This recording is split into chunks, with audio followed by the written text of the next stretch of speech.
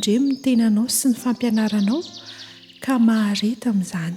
Fa raha manao izany ianao dia hamonjy ny tenanao sy izay miaino anao.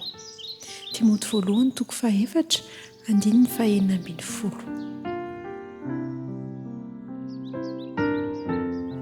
Ny fanahy tsirairay avy dia sarobidy eo anatrehan'Andriamanitra.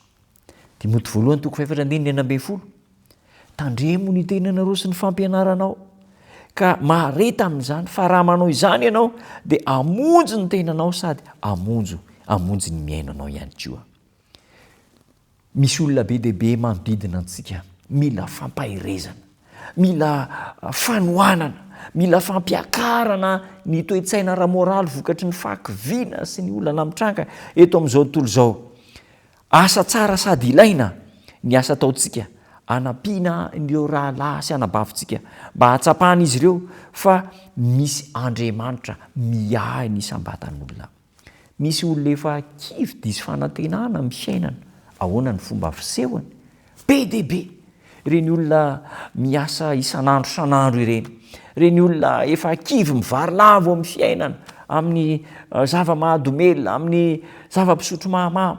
Ireny olona efa tsy mahita mangirana amin'ny fiainana, eny an-dalambe anjavy tany izy ireny, be dehibe. Ilaintsika ny manatona azy, mampahafantatra azy fa misy Andriamanitra tia azy ireny, te hamonjy azy ireny. Ekena manekabetsahan'ny olona amin'izao fotoana izao dia samy mety ho fetsifetsy, tititena, indraindray misoloky mihitsy aza. Kanefa dia anjarantsika ny mitaona azy, mitarika azy ho anatona an'Andriamanitra. Tokony hofanina ny fiangonana mba hanao asa mivantana ho an'ny fiarahamonina misy antsika. Hanofana azy ireo tsy hakiato mihitsy mba hahatonga an'izy ireo hirotsaka any an-kianja, aiza moa ny kianja, eny an-dalana, eny an-tsena, be dehibe olona sahirana dia jerentsika fotsiny izy ireny indraindray. Indraindray amin'izy ireny efa misy mivarilavo, efa misy tsy azo iarahamonina mihitsy noho ny teny ratsy, ny toetra ratsy mamoetra, ny fitafiana izay ratsy, tsy azo akekezina, dia jerentsika fotsiny izy ireny. Kanefa itian'Andriamanitra izy ireny, iasana amin'ny alalantsika. Be dehibe no miresaka fivavahana, na ilay atao hoe resaka religion zany. Kanefa dia tsy mijery izay ilain'ny hafa akory.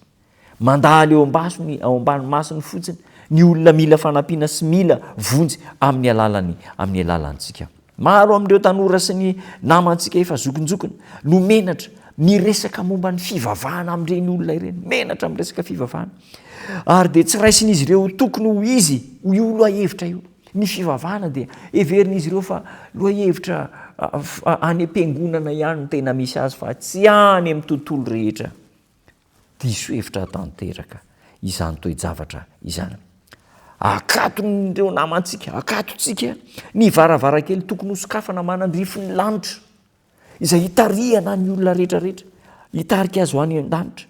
Kanefa dia izao sokafantsika koa ilay varavarankely mahatonga ny olona hibanjiny ny ety ambany amin'ny tany. Dia rehefa miresaka be dehibe ny fomba hisehony izany, ny fahasahiranana, ny fijaliana, dia mikatona ilay varavarankely tokony hibanjinana ny lanitra. Ny mpiasa mahita fahombiazana indrindra dia ireo manompo an'Andriamanitra amin'ny fifaliana eo amin'ny zavatra kely sy bitika. Zany no tena mahita fahombiazana. Ireo mpiasa izay manokana ny fiainana mba hijerena ny madinika, hijerena ny kely, ny sahirana ary hitaomana azy ireny ho any amin'Andriamanitra. Andeha ho sokafantsika tsy hakiato ny varavaran'ny lanitra ho an'ireny olona ireny. Sokafana ny varavaran'ny fiangonana. Maninona moa zany zao raha ohatra ka hoe olona mahantra sy sahirana no be dehibe ao am-piangonana? Menatra ve nareo?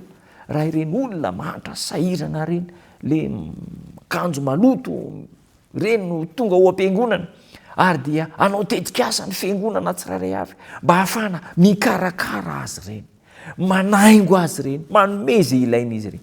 Be dehibe ireo vola lanitsika amin'ny tsy antony noho ny fitiavan-tenantsika, heverintsika fa mety amintsika.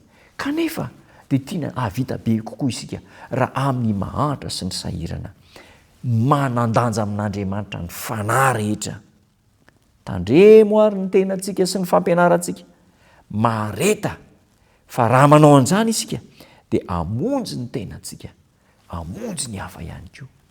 Ny soa atao amin'ny hafa dia soa atao amin'ny tenantsika. Ny famonjena izay atolotritsika ny hafa dia famonjena raisiny tsy tenantsika manokana. Tanteraka amintsika anie izany ary mba ho raisitsika ho manan-danja izany hafatra izany. Hivavaka isika.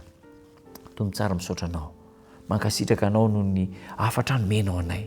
Taio izahay, ampaherezo izahay, mba ahafahanay mahatsapa-tena fa misy asa be dia be tokony atao amin'ny manodidina anay, ka ahafahanay mitaona azy ireny ho any amin'ilay mandrakizay. Ny fanapahan-kevitra izay ho raisiny tsiraray androany, amasino, ampio mba ho zava-misy amin'ny anaranao Jesosy Tompo. Amen.